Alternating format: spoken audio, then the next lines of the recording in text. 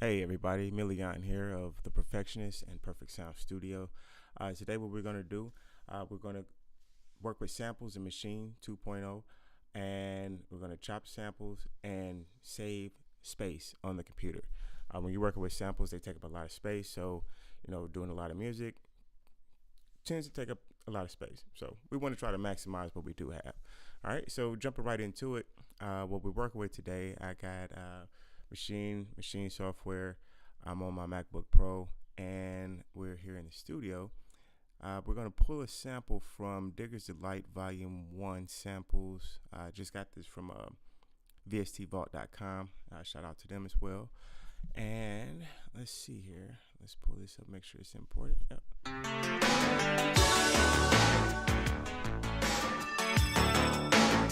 All right, so we got the sample. Let's see. And I don't know if you guys are familiar, but if you're not, I'll kind of show you a little bit about it. But this wasn't to show that. It's just show how to save space with the samples. So what we're going to do is we're going to take off the one shot. So the sample is stop on playback.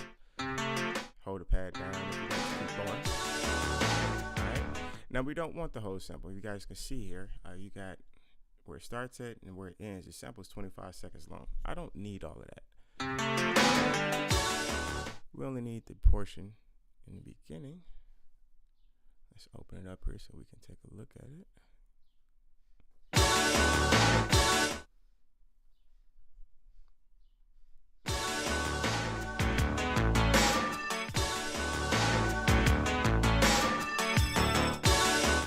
Alright, technically we can go all the way back to there. We really don't need much. We just want to show how to save the space here. So if we go from there to there,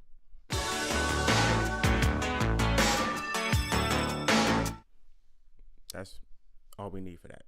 So on the next, we're going to make the chop on the next pass. So you duplicate it, bring it over, and just really quick here.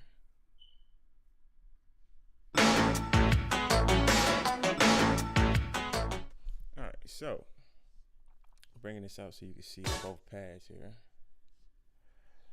All right, so now what happens is when I duplicate from one pad to the next, as I chop the sample, what happens is I duplicate the entire wave file to each pad. Now, if you don't get rid of all of that, you have all this excess. This in the gray, you're not using that. You're just using this portion right here. So from pad 1 to pad 2, I only need those two pieces. So this neat little feature right here, turnkey, it get rid of all the excess that you don't need for each pad, and that way it's not saved in your session or in your project folder in the music, because it's just going to make the file bigger. The bigger the files, the more space it's going to take up. And I don't know if you guys do anything like how I do, but I bounce around from studio to studio, move files around, and sometimes I've opened up a project, and the samples aren't there, or it can't find the samples. So a good rule of thumb to do, what makes it really simple, is save project with samples. Do that in the session or in your project folder. So make a folder for your song. Make it a folder, name it, put the project in there. Save project with samples and put that in there as well. So that way you'll always have what you took the time to edit and chop up and just mix and get it sounding right.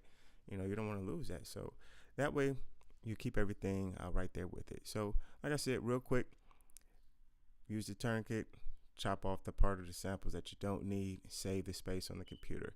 All right, guys, have a good day. Milian again, Perfect Sound Studio and The Perfectionist. We are out.